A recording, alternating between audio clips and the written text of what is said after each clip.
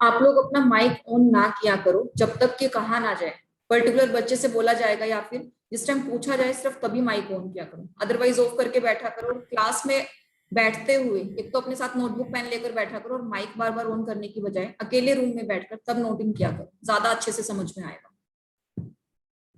इस तरह से करोगे तो समझ में नहीं आएगा कुछ भी, मतलब क्लास चल रही है या मूवी चल रही है कुछ नहीं समझ में आएगा।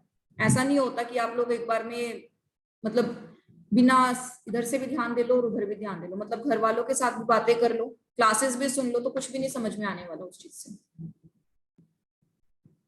ऐसे क्लास लगानी है तो बता देना, उस क्लास लगाने का कोई फायदा नहीं है अगर घर वालों के बीच बैठ के लगानी है।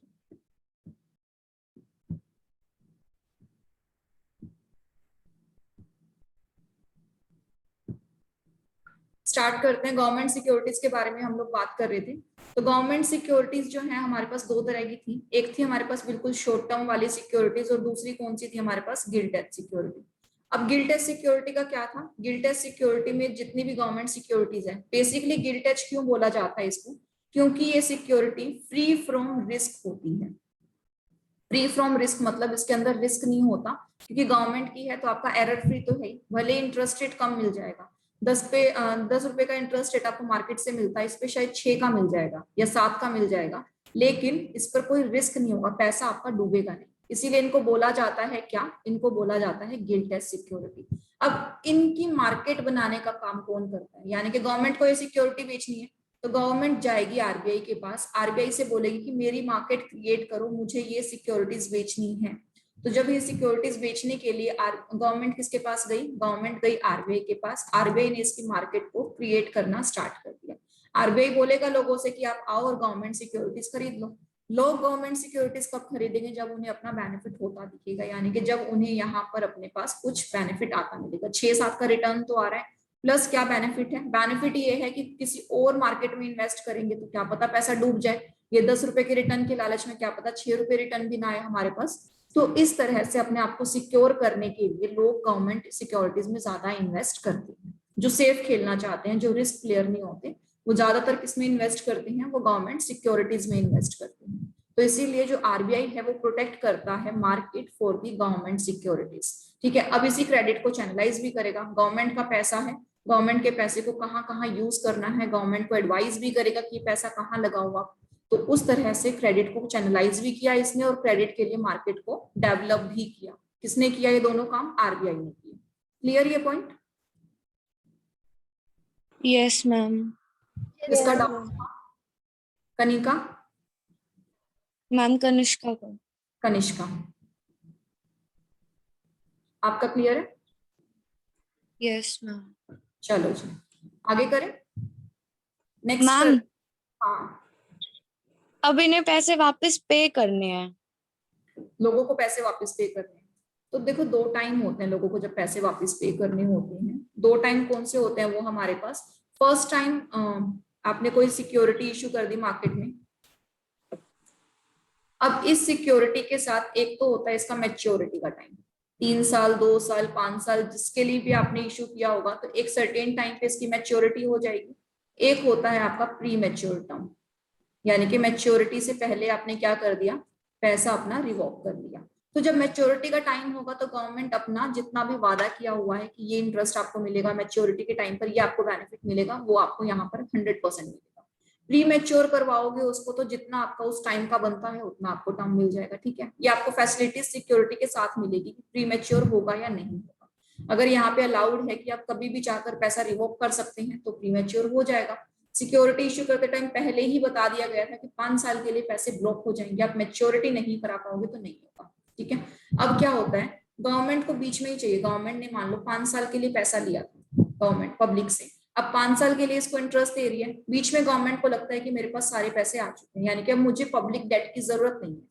तो यहाँ पर क्या होता है, यहाँ पर ये ओपन मार्केट से बाय बैक करती है अपने शेयर्स, यानी कि इन सिक्योरिटीज को पहले सिक्योरिटी गवर्नमेंट ने पब्लिक को बेची, अब चाहती है कि पब्लिक से मैं वापस सिक्योरिटी ले लूं, यानी कि जितना कर्जा मेरे ऊपर है वो कर्जा मैं लोगों का वापस कर दूं। ठीक है, अब गवर्नमेंट क्या करेगी, अब गवर्नमेंट बोलेगी फॉर एग्जांपल इन्हें मैच्योरिटी के टाइम पर किसी चीज के देने थे 100 रुपए।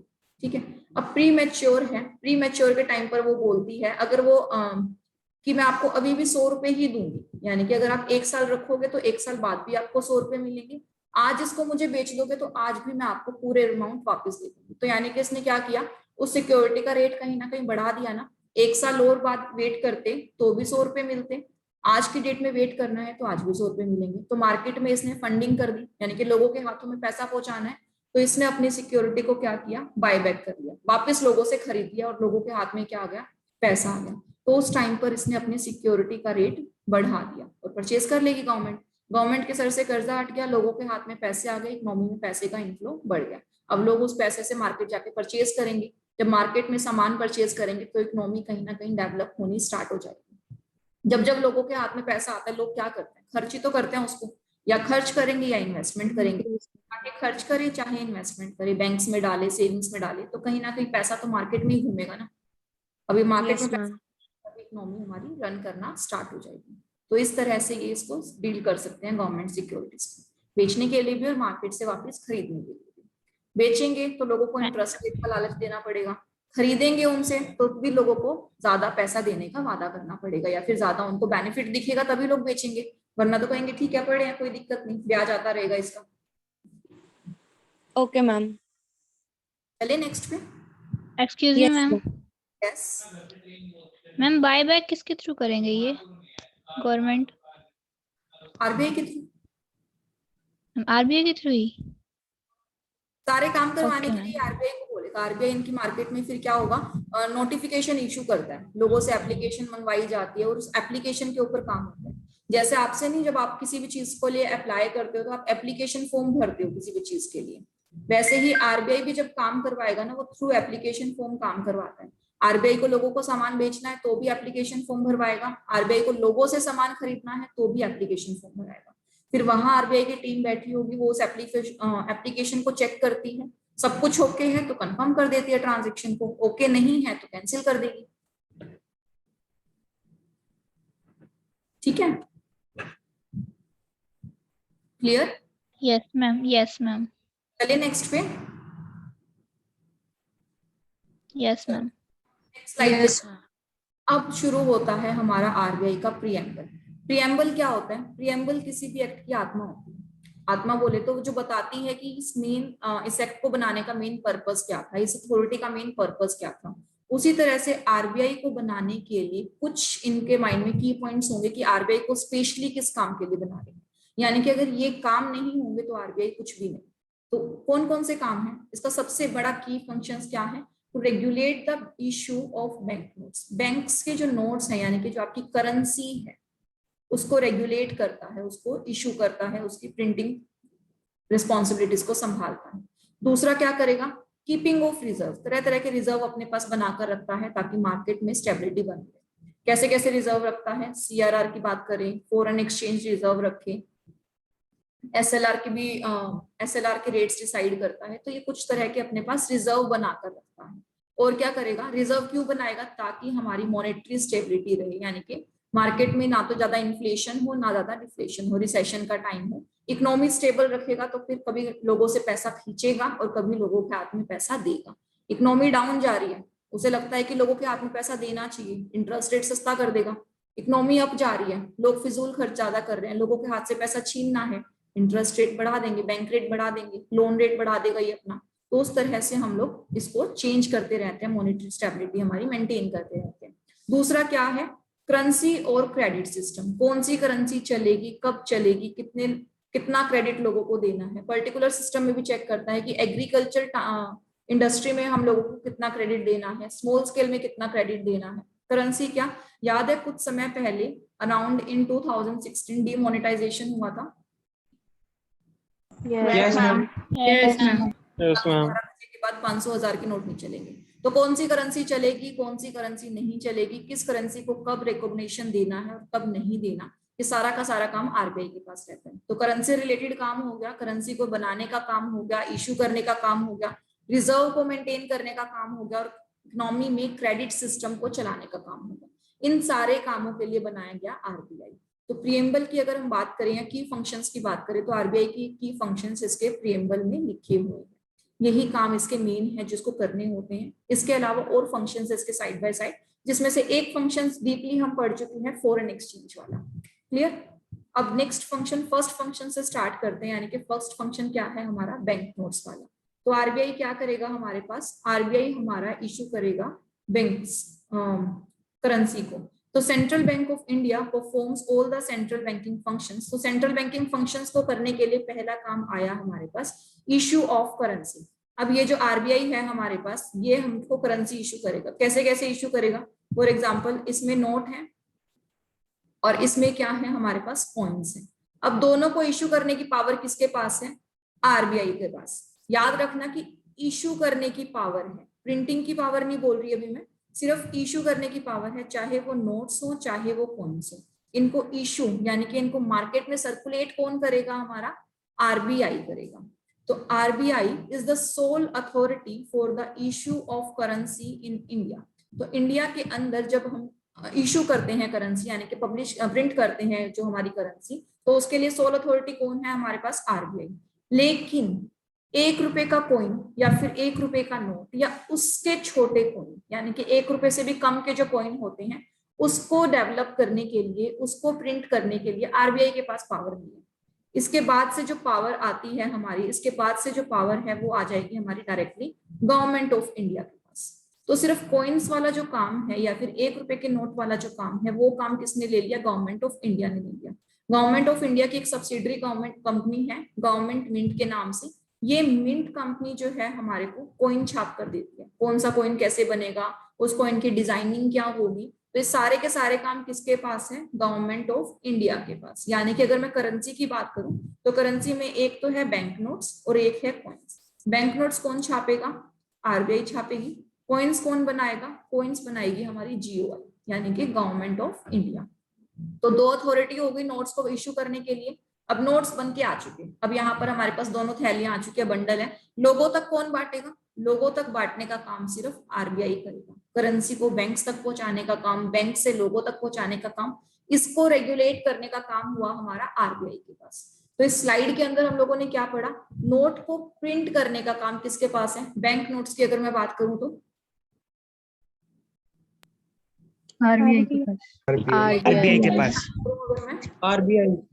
कॉइन्स की बात करूं अगर मैं, गवर्नमेंट ऑफ गवर्नमेंट के पास। इंडिया के पास है। ठीक है जी।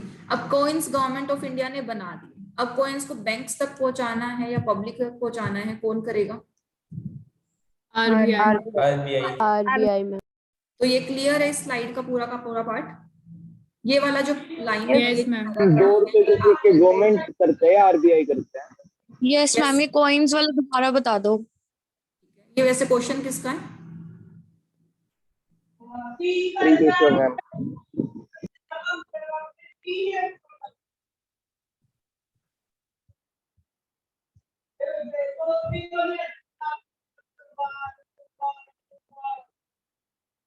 माइक किसका ऑन है?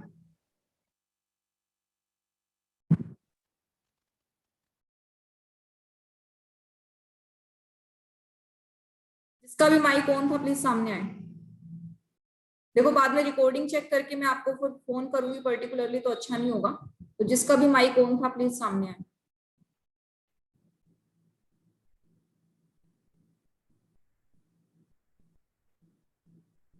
आप में से कोई सामने आ रहा है जिसका माइक ऑन था, या रिकॉर्डिंग चेक करके मैं फोन करूं पर्टिकुलरली?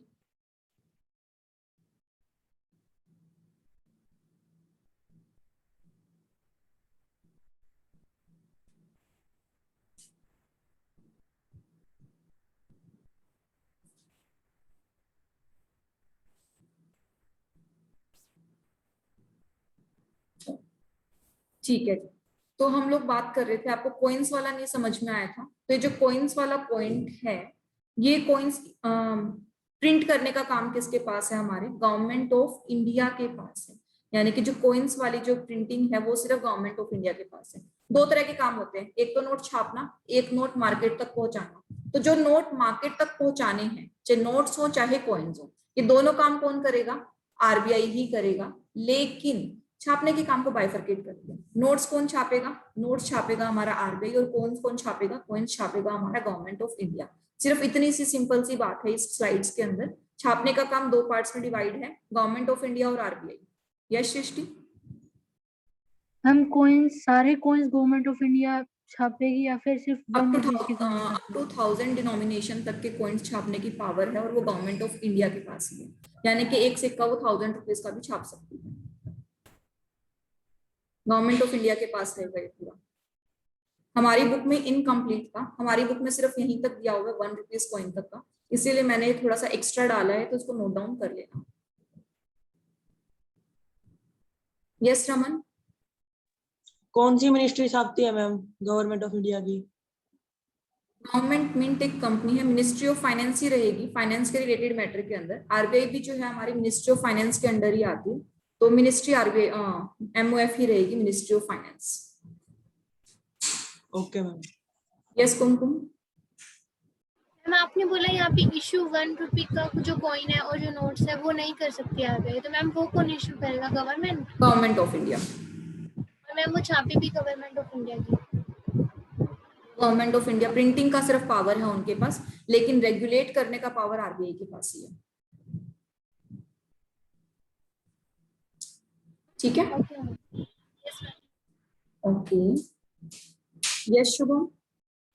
मैम जो ये डीमोनेटाइजेशन का जो डिसीजन था वो पूरी तरह से कॉन्फिडेंशियल था, तो मैम वो तो सीधा गवर्नमेंट ने लिया था ना, तो उसमें आरबीआई के साथ डिस्कशन किया था पहले? के साथ बिल्कुल डिस्कशन हुआ होगा, क्योंकि करेंसी को मैम फिर वो इन्फॉर्मेशन कॉन्फिडेंशियल कैसे रही? आरबीआई मेंबर्स को तो पता थी, तो वो तो अपने नोट्स एक्सचेंज कर सकते थे। कॉन्फिडेंशियल मैटर्स भी होते हैं। देखो हाईली कॉन्फिडेंशियल मैटर्स के बाद क्या होता है, जो की फंक्शंस होते हैं, यानी कि की अथॉरिटीज होती है 5 6 7, उनके कुछ तो बोर्ड ऑफ डायरेक्टर्स होंगे। अब कोई भी मीटिंग करने के लिए ऐसा तो है नहीं, कोई भी मीटिंग करने के लिए ऐसा तो है नहीं कि हमने अकेले अकेले बैठ के मीटिंग कर दी। आरबीआई का ओनर अकेले बैठा, उसने कहा कि चलो जी आज 500 के नोट बंद कर दिए जाए। ऐसे अगर नोट बंद होने लगे ना तो इनके ऊपर केस हो जाएंगे। इनके कुछ ना कुछ मीटिंग्स बैठती हैं, 3 4 मेंबर का कोई पैनल होगा जो चारों अलग अलग प्रीव्यू से अपनी चीजें डिसाइड करेंगे। कॉन्फिडेंशियल चीजें भी 7 से 8 लोगों में डिसाइड होती है। कॉन्फिडेंशियल का मतलब ये होता है कि जो हमारी कमेटी है इससे बाहर बात लीक नहीं होनी चाहिए। आप लोगों के एग्जाम्स बनते हैं, जो क्या एग्जाम एक ही जो बोर्ड है आपका एग्जामिनेशन बोर्ड, क्या उनमें से एक ही पर्सन डिसाइड करता है या उनके भी पैनल होते हैं? अलग अलग टीचर्स होते हैं हर सब्जेक्ट के, और जो आपके जो चेकर होते हैं वो भी बैठे होते हैं वहां पे, वो डिसाइड करते हैं कि किस क्राइटेरिया से बच्चों के एग्जाम्स देने हैं। एक ही बंदा डिसाइड करेगा या अलग अलग बंदे डिसाइड करते हैं? अलग अलग अलग अलग अलग अलग डिसाइड करते हैं, यानी कि हमारे पास कम से कम 3 या 4 लोगों का पैनल तो होगा। और क्या एग्जाम्स हमारे कॉन्फिडेंशियल होते हैं? जब तक एग्जाम नहीं आते क्या वो लीक हो जाते हैं? कई बार हो जाते हैं। यस मैम, कई बार हो जाते हैं, तो कैंसिल भी तो होते हैं अगर गवर्नमेंट को पता चल जाए तो, बोर्ड को पता चल जाए तो। मैम वैसे का मैथ्स का पेपर कहाँ हुआ था? हमारा नहीं हुआ था मैम। चलो ठीक है, एक बार जो एक्सेप्शनल केस है उसको हटा दो। वैसे अगर एग्जाम ये नोटिफिकेशन लीक होती हैं, जनरली तो कोई लीक नहीं करता इनमें से, कोई एक आधा करप्ट है तो अलग बात है, लेकिन वैसे तो ये लीक नहीं होती। और एग्जाम तो चलो एक छोटे से लेवल पे हम लोगों का हरियाणा बोर्ड हो गया या सीबीएसई हो गया, वो अलग एक है, लेकिन ये तो आपको पूरी कंट्री को संभाल रहा है, यानी कि सेंट्रल लेवल पर हर किसी को संभाल रहा है।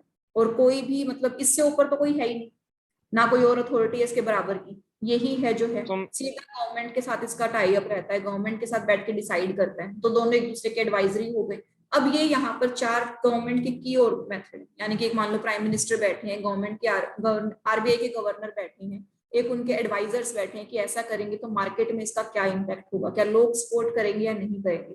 मार्केट सेंटिमेंट्स भी तो चेक करने पड़ते हैं। तो उस टाइम पर जब ये चीजें चेक हुई तो मान लो ये 4 लोगों ने डिसाइड किया, 4 लोगों की कमेटी बनी। अगर इन 4 लोगों की कमेटी से बाहर बात लीक होती है तब तो माना जाएगा कि कॉन्फिडेंशियल बात लीक हो गई। 4 लोगों के बीच में है तो भी ये कॉन्फिडेंशियल है, हम लोग नहीं करते आपस में ये हमारा टॉप सीक्रेट है, 5वें बंदे को नहीं बताएंगे, तो वो बात हमारी कॉन्फिडेंशियल हो गई। कॉन्फिडेंशियल का मतलब ये थोड़ी ना कि अपने तक ही सीमित रखो, मतलब एक बंदा है वो किसी से डिस्कस नहीं कर सकता, अपनी टीम से अपने एडवाइजर से तो डिस्कस करेगा ही। अब कोई केस चल रहा हो किसी क्लाइंट का और वो केस है कॉन्फिडेंशियल, यानी कि केस के कोई भी मैटर आपको किसी को बताने नहीं होते, लेकिन अपना क्लाइंट अपने लॉयर को तो बताएगा, बिना लॉयर को बताए कैसे पता चलेगा लॉयर को? क्या बोल देगा क्लाइंट, नहीं जी मैं तो नहीं बताता, कॉन्फिडेंशियल मैटर है, किसी को बताना नहीं होता। तो लॉयर बेचारा क्या करेगा, केस लड़ेगा या नहीं लड़ेगा, कहेगा ये भी कॉन्फिडेंशियल रख ले। मैम पर अगर इनमें से कोई मेंबर अगर ब्लैक मनी में इन्वॉल्व है तो उसको तो पहले से ही पता चल गया कि भी नोट बंद होने वाले हैं, वो तो फिर वाइट कर सकता है अपने मनी। कर सकता है, किस्मत है उसकी कि वो उस टीम के अंदर है। बाकी जब इस तरह से मेंबर्स चूज किए जाते हैं तो बड़ा थोड़ा सा ध्यान दिया जाता है। और अगर मान लो उसको पता चल गया कि यहाँ पर ऐसे कि ना हम लोग नोटबंदी करने वाले, डीमोनेटाइजेशन करने वाले, तो उस टाइम पर मार्केट में सडनली पैसा बढ़ नहीं जाएगा। जब ये पैसा बढ़ा होगा तो कहीं ना कहीं वो ऑब्जर्व नहीं होगा। अगर सारे ही करप्ट है तो बात अलग है, अगर सारे करप्ट नहीं है तो इस ऑब्जर्वेशन को ढंग से पकड़ नहीं सकते। बिल्कुल पकड़ा जा सकता है। आप बैंक में चले जाओ 3 दिन लगातार पैसे जमा कराने, फॉर एग्जांपल आप 20-20 हजार भी लेके चले जाओ, चौथे दिन आप जाओगे ना वो पूछ लेगा, टोक लेगा आपसे कि आप ना सस्पिशियस लग रहे हो, आप बार बार पैसे जमा कराने के लिए आते हो, आप क्या काम करते हो, क्या बिजनेस करते हो, आपका यहाँ पर बिजनेस अकाउंट है या जनरल सेविंग अकाउंट है या स्टूडेंट अकाउंट है। वो आपसे क्वेश्चनिंग जरूर करेगा जो वहां का मैनेजर है। आप जाकर देखो 1 हफ्ते तक लगातार। फॉरेन की बैंक के थ्रू पैसा वाइट करे तो भी देखो ट्रांजैक्शंस पकड़ने के लिए क्या होता है हमारे पास है ना, इसके साथ काफी सारे रूल्स रेगुलेशंस लगते हैं। एक रूल से बचेगा दूसरे में फंसेगा, दूसरे से बचेगा तीसरे में फंसेगा। ये सारे रूल्स है ना इस तरह से डिजाइन किए होते हैं, बस एक जगह से कहीं से ढील पड़ने की देर। जनरली जब लो चेंज होते हैं ना तो उस टाइम पर ये लोग फ्लक्चुएशन ज्यादा नहीं करते, क्योंकि उस टाइम पर हाई एरिया होता है, वोट एरिया होता है, वो उस टाइम पर ऑब्जर्वेशन लेवल ज्यादा होता है हमारा, तो उस टाइम पर ये लोग गलती करते नहीं है, और अगर करते हैं तो पकड़े जाते हैं।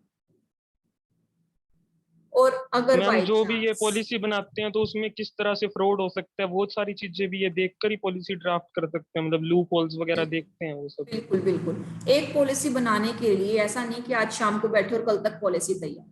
आपको पता है कंपनीज जो पॉलिसीज बनाती है ना अपनी, अगर कंपनी को एक एचआर पॉलिसी भी बनानी होती है तो इसके लिए ना 10 से 15 दिन लगा देती है कम से कम, और इससे ऊपर टाइम चला जाता है, 100% चला जाता है। क्यों?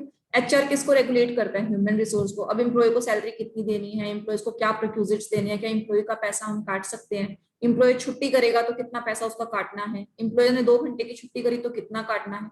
तो हर तरह की लीव्स बना सकते हैं ये, हर तरह के कंक्लूजन, हर तरह के क्लोज बनाते हैं। तो उस क्लोज को बनाने के लिए 10 से 15 दिन लगते हैं। एक छोटी सी कंपनी अपनी एचआर पॉलिसी को बनाने के लिए 10-15 दिन लगाती है, तो आपको क्या लगता है एक आरबीआई कितना टाइम लगाती होगी? बहुत दिन लगाती है आरबीआई। किसी पॉलिसी का पहले तो सिर्फ है ना प्रपोजल ही होता है, फिर उस प्रपोजल पे विचार किया जाता है क्या ये प्रपोजल देखने लायक है या नहीं, और उस प्रपोजल को पास होने में महीनों बीत जाते हैं। प्रपोजल पास हो गया, चलो जी ठीक है ये मेरे को सही लग रहा है मैटर, अब इस पे ड्राफ्ट तैयार करके लेके आओ। ड्राफ्ट तैयार हो गया, अब वो ड्राफ्ट कमेटी मेंबर्स में घूमता रहता है, बार बार उसके ऊपर ऑब्जर्वेशंस आती रहती हैं। तो जब तक वो ऑब्जर्वेशंस कंप्लीट नहीं होती तब तक वो ड्राफ्ट फाइनल नहीं होता।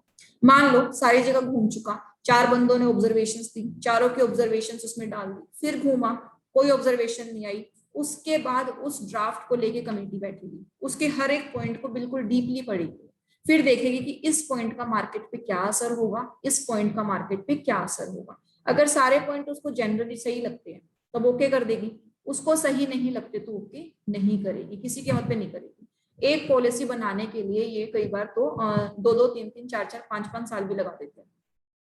आपका जो कंपनीज एक्ट आया था 2013, आपको पता है उससे पहले 1956 में आया था, 1956 के बाद सीधा 2013 में आया। इतना टाइम के बाद हम लोगों का लॉ चेंज हुआ, क्योंकि लॉ चेंज होने के लिए कई कई साल लग जाते हैं, 14-15 साल भी लग जाते हैं। तो इतने जब साल लगते हैं ना हमारे पास, तो काफी डीपली काम किया जाता है, काफी डीपली एनालिसिस के साथ वो बनता है। एक काम के ऊपर एक अगर किसी ने ऑब्जेक्शंस डाल दी ना, तो वो ऑब्जेक्शंस आप मान के चलो कि उनके 4-5 महीने खा जाएंगे उस ऑब्जेक्शंस को दूर करने के लिए। इन पार्टीज को मनाना आसान नहीं होता, जो वहां पर बैठे होते हैं अपनी खुद की एक स्ट्रॉन्ग पोजीशन लेके बैठे होते हैं, और ये तब तक सेटिस्फाई नहीं होते जब तक इनके ऑब्जर्वेशन को किसी स्ट्रॉन्ग प्रूफ के साथ सेटिस्फाई ना किया जाए। तो पॉलिसीज इतनी आसानी से नहीं बनती, बहुत मशक्कत लगती है उस चीज के लिए। ठीक है, ओके चलिए नेक्स्ट। Yes ma'am. चलो नेक्स्ट चलते हैं। नेक्स्ट क्या बोलता है? नेक्स्ट बोलता है कि आरबीआई जो है वो गवर्नमेंट का बैंकर है। गवर्नमेंट का बैंकर बोले तो गवर्नमेंट का सारा फंड्स का ट्रांजैक्शन कौन करेगा? आरबीआई। अब गवर्नमेंट किसी एचडीएफसी बैंक में नहीं जाएगी खाता खुलवाने, गवर्नमेंट के पास कौन है? गवर्नमेंट के पास खुद की एक कंपनी है, RBI, reserve bank of India, central bank है। तो आरबीआई गवर्नमेंट क्या बोलेगी? मेरा काम तो तू ही कर दे, ठीक है, जिसका काम यही कर देगा। तो यानी कि गवर्नमेंट के जितने भी बैंकिंग बिजनेस है, बैंकिंग बिजनेस किसके? सेंट्रल या स्टेट गवर्नमेंट के, तो वो बोलेगा कि आरबीआई तू कर दे। आरबीआई कर देगा क्योंकि गवर्नमेंट अथॉरिटी है। तो it accepts money on account of these governments and made payment on behalf of their and carries out other banking operations such as their exchange and remittances। क्या करेगा? Government के behalf पे पैसा किसी से लेना है तो ले लेगा, किसी को पैसा देना है तो दे देगा, यानी कि एक्सचेंज और रेमिटेंसेस का काम करता है। रेमिटेंसेस मतलब पैसा भिजवाना, और एक्सचेंज मतलब वो जो एक्सचेंज अगर आपने मतलब हमारी गवर्नमेंट ने फॉरेन से कुछ चीजें इंपोर्ट करवाई हैं, से अगर वैक्सीनेशन के लिए इंजेक्शन इंपोर्ट करवाई हैं, दवाइयां इंपोर्ट करवाई हैं, तो उनको पेमेंट तो फॉरेन करेंसी में करनी पड़ेगी। तो इनके अकाउंट से जब पेमेंट करेगा तो उस पर एक्सचेंज रेट भी लगेगा, यानी कि इंडियन रुपीस में तो करेंगे नहीं, फॉरेन करेंसी में करेंगे, तो निकाल कर दे दो। तो ये सारा का सारा काम गवर्नमेंट के बिहाफ पे कौन करेगा? आरबीआई करेगा। ठीक है जी। और क्या है? Public debt. अभी हमने लास्ट पढ़ा था ना गिल्ट एज सिक्योरिटीज वाला, वही पॉइंट था। और टी बिल भी हम पढ़ चुके हैं। टी बिल यानी कि आपका शॉर्ट टर्म लोन होता है, जो क्यों बनाया जाता है? ताकि अगर कंट्री में पैसा ज्यादा है, इकोनॉमी में पैसा घूम रहा है, गवर्नमेंट को चाहिए, ठीक है जी, लोगों से पैसा छीन के गवर्नमेंट के हाथ में डाल दिया, उसके बदले में लोगों को क्या मिला? टी बिल मिला, यानी कि ये हमारी गवर्नमेंट है, इसको चाहिए आम पब्लिक से पैसा। तो ये जो आम पब्लिक है ये पैसा दे तो देगी, लेकिन इसको भी कुछ चाहिए, तो गवर्नमेंट बोलेगा तू मुझे पैसा दे और मैं तुझे क्या दूंगा? T bill. इस टी बिल के बदले में ये इसको क्या देगी? ये इसको देगी अपनी हार्ड अर्न मनी। ठीक है जी, मेरे बदले पैसा आप यूज कर लो और इसके बदले मैं ये टी बिल रख लेता हूँ, एक टाइम जब मैं आपको टी बिल लौटा दूंगा आप मुझे मेरा पैसा लौटा देना। तो इस तरह से एक्सचेंज करते हैं। अब जब लोगों ने अपने हाथ से पैसा दे दिया तो इनके हाथ की लिक्विडिटी अब किसके हाथ में आ गई? गवर्नमेंट के हाथ में आ गई। इनके पास तो पैसा खत्म, पैसा खत्म तो लिक्विडिटी खत्म। लिक्विडिटी बोले तो पैसा खर्च करने की जो पावर होती है। तो लोगों से ज्यादा लिक्विडिटी छीनने के लिए भी टी बिल इशू किया जाता है मार्केट में। ठीक है जी, चलो जी। तो फोर्थ फंक्शन क्या है? फोर्थ फंक्शन ये है कि अगर गवर्नमेंट को लोन चाहिए, किसके पास जाएगा? अब ये गवर्नमेंट छोटे छोटे बैंक्स के पास लोन के लिए चक्कर नहीं काटेगी, ये सीधा आरबीआई को बोलेगी। तो RBI also makes an advance to the central government and the state government which are repayable within 90 दिन। तो 90 दिन तक का लोन आरबीआई दे देती है हमारे किसको? गवर्नमेंट को। चलो जी, दूसरा क्या आ गया? दूसरा आ गया कि act as an adviser. Adviser है किसकी? गवर्नमेंट की। जितने भी फाइनेंशियल्स मैटर है, इकोनॉमी से रिलेटेड जो भी मैटर है, उन सब के ऊपर गवर्नमेंट आरबीआई से सलाह मशवरा करती है कि किस फंड्स को कैसे घुमाना चाहिए, इकोनॉमी को कैसे रेगुलेट करना चाहिए और किस तरह की एक्टिविटीज को मार्केट में इंट्रोड्यूस करना चाहिए। तो ये सारे के सारे काम गवर्नमेंट इंट्रोड्यूस करने से पहले जाएगी आरबीआई के पास, दोनों भाई बैठ के आपस में बातें करेंगे, बातें करने के बाद आपकी पॉलिसीज निकल कर आएंगी। क्लियर? मैम ये लिक्विडिटी वाली लाइन रिपीट करना, third point. Also sells T-bill on behalf of the central government in order to wipe away excess liquidity in the economy। क्या बोलते हैं यहाँ पर? मान लो ये हमारी जो पब्लिक है, इनके पास पैसे हैं, ठीक है, अब इनके पास खुले पैसे आ चुके हैं, गवर्नमेंट को चाहिए कि मुझे ना अपने पास पैसे चाहिए, इनके हाथ में मुझे लिक्विडिटी अच्छी नहीं लग रही, तो गवर्नमेंट है ना शॉर्ट टर्म लोन के लिए टी बिल निकाल देगी, शॉर्ट टर्म अपनी सिक्योरिटी निकाल दी। लोग क्या करेंगे? गवर्नमेंट की सिक्योरिटी खरीदेंगे इसको, ठीक है जी, खरीदेंगे। अब लोगों ने क्या किया? इनके हाथ में जो पैसा था ये उठा के गवर्नमेंट को दे दिया। अब लोगों का सारा पैसा गवर्नमेंट के हाथ में चला गया, लोगों के हाथ में पैसा बचा या नहीं बचा? नहीं बचा। नहीं बचा। अब इनके पास पैसा बचा नहीं, तो इनकी लिक्विडिटी तो कहीं ना कहीं खत्म होगी, या फिर जो एक्सेस फालतू का पैसा इनके हाथ में था, इनके हाथ से निकलकर किसके पास चला गया? गवर्नमेंट के पास चला गया। अब ये जो पैसा गवर्नमेंट के पास आया, इनके पास इनके बदले में क्या मिला? सिर्फ ये टी बिल रह गया। अब ये टी बिल रख लेंगे अपनी तिजोरी में संभाल के। अब इनके पास एक डॉक्यूमेंट है, देखते रहेंगे उसको कि हाँ ये पैसा हमारा सिक्योर है, किसके पास? गवर्नमेंट के पास। गवर्नमेंट ने लोगों से पैसा ले लिया, अब मार्केट में इन्फ्लेशन कहीं ना कहीं कंट्रोल हो जाएगा, क्योंकि इनके हाथ में क्या नहीं बची? लिक्विडिटी नहीं बची, पैसा नहीं बचा, ज्यादा खर्च करेंगी नहीं, गवर्नमेंट यूज करेगी उस पैसे को। बालकिशन है क्लास में? विशाल विशाल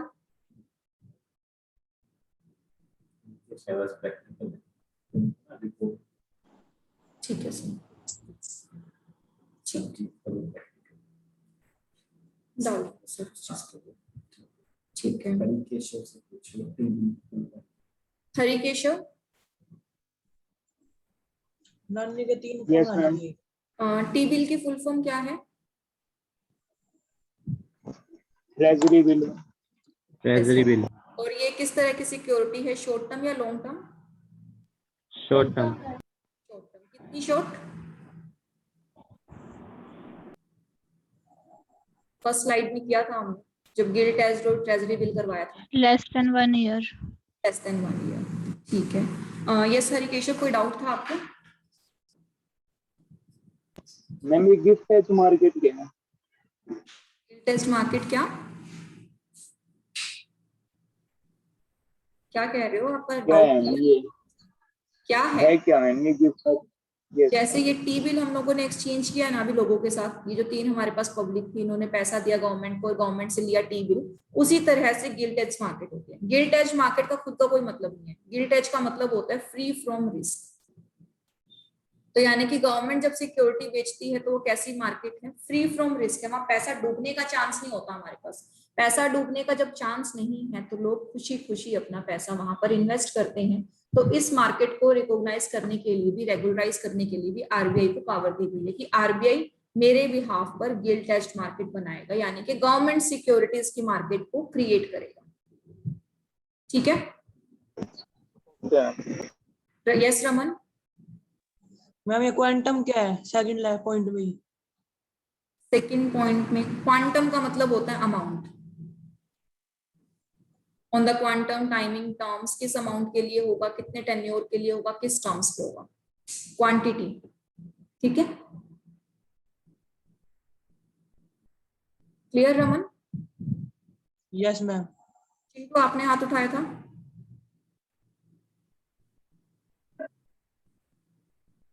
चिंटू? यस मैम, ये सभी फंक्शंस है मैम आरबीआई के। बिल्कुल, ये सभी आरबीआई के फंक्शंस है कि आरबीआई क्या क्या काम करेगी। Okay ma'am. तो ये जो पुराने वाले फंक्शंस करवाई, ये समझ में आए? ये पता था कि ये आरबीआई के काम है, जैसे कि इशू नोट्स को इशू करना, Yes, ma'am. इशू करना, फॉरेन एक्सचेंज संभाल के रखना। Ma'am yes ma'am. Yes, yes ma'am. Ma'am. Yes ma'am.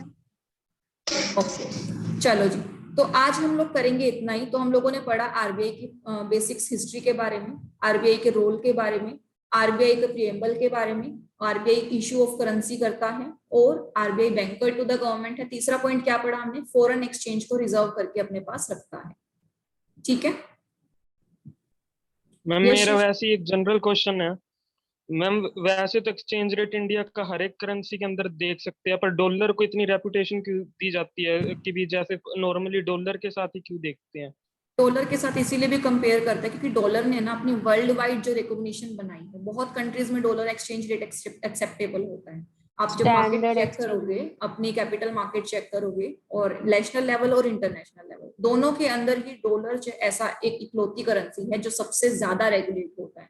इसीलिए हर कंट्री चाहती है कि डॉलर के साथ अपना कंपेयर करके देखिए। हमारी कंट्री में सबसे ज्यादा जो की हॉट पॉइंट बना रहता है वो डॉलर ही बना रहता है, इसीलिए बना रहता है। ओके। और कोई? हम आरबीआई का आइडिया वैसे सबसे पहले लाया कौन था? आरबीआई का सबसे पहले लाया कौन था मैम ये आरबीआई? समझी नहीं मैं आपका क्वेश्चन। और आप पहले अपना नाम बताओ, सामने आओ, कौन है? सृष्टि मैम। सृष्टि? यस सृष्टि।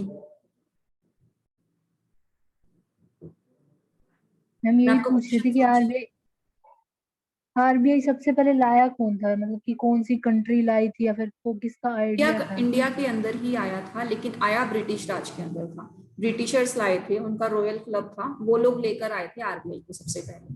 तो आरबीआई को लाने का पर्पज ही यही था। जब फर्स्ट वर्ल्ड वॉर हुआ तो कंट्री की हालत बड़ी खराब हुई, उन्हें लगा कि यहाँ पर ना पैसा तो चाहिए, अब पैसा किस तरीके से लाया जाए वो दिमाग लगाना है। तो उसका दिमाग लगाते लगाते ये लोग आरबीआई एक्ट के पास पहुंच गए। तो उन्होंने एक एक्ट बनाया जिसका नाम रखा आरबीआई एक्ट। उस एक्ट के अंदर ये अथॉरिटी बनाई आरबीआई। सबसे पहले जो है ब्रिटिशर्स ने इसको प्राइवेटली ओन ही किया था, इसको गवर्नमेंट अथॉरिटी नहीं बनाया था। तो प्राइवेटली जब ऑन किया गया तो प्राइवेट तरीके से इसने काम किया और काफी अच्छे तरीके से काम किया। ये तो इंडिपेंडेंस के बाद गवर्नमेंट को लगा कि प्राइवेट सेक्टर्स में इतनी बड़ी अथॉरिटी को छोड़ना सही नहीं है, तो इसको अपने अंडर लेना चाहिए, इसलिए उसने नेशनलाइज किया इसे। सबसे पहले ये रॉयल क्लब्स जो ब्रिटिश राज के अंदर थी यही लेकर आए थे इसे। यस लक्ष्मी?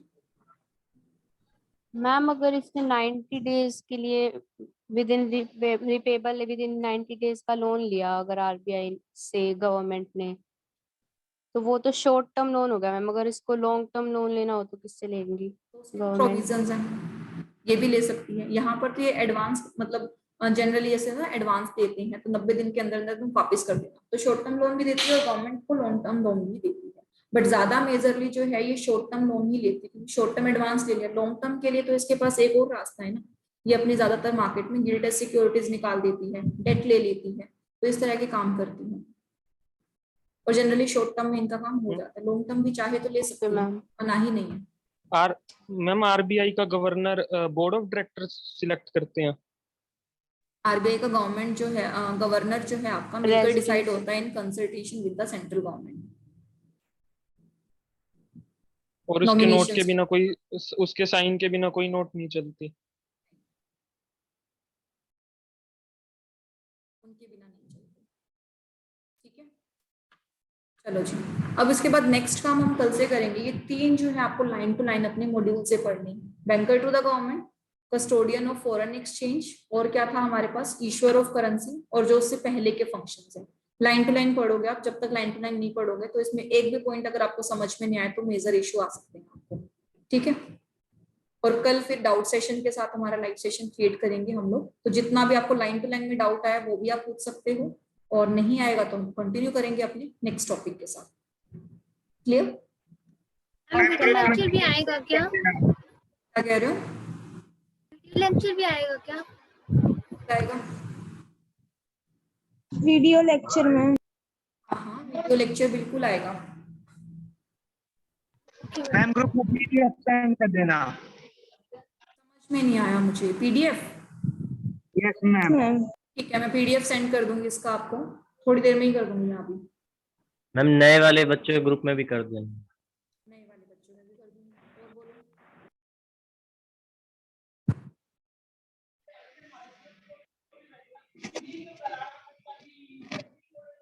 और बोलो। चलो जी, और कोई डाउट नहीं है तो हम लोग अभी चलते हैं, कल क्लास स्टार्ट करेंगे। तो तब तक के लिए बाय, और पढ़ते रहना इसको, मत इस टॉपिक को। Bye ma'am. Bye ma'am. Thank you ma'am. Bye ma'am. Bye ma'am.